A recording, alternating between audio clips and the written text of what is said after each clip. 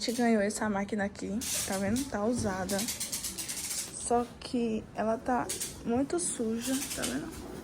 Aí eu vou ver se eu limpo ela agora. E quando abre aqui, ela tá com defeito aqui, tá vendo? Tá soltando. Mas aí depois eu dou uma ajeitada nela. Tá vendo? Tá diferente dessa. Aí eu não sei como é que eu vou fazer. Mas ela tá assim.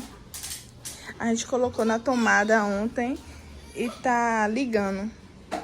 Agora eu vou limpar pra depois ver como é que a gente vai fazer pra poder funcionar.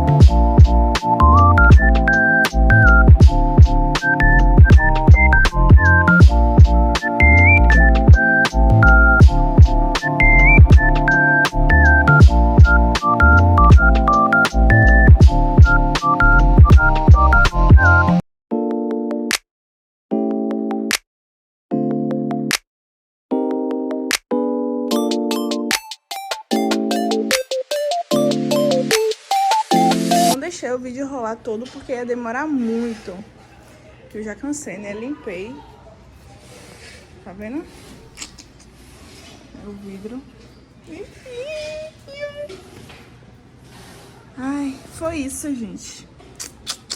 Espero que tenham gostado. Vocês vão me ver muito usando. Mentira, tô brincando. Porque eu geralmente lavo a roupa na mão. E deixo a máquina para roupa pesada, né? É isso.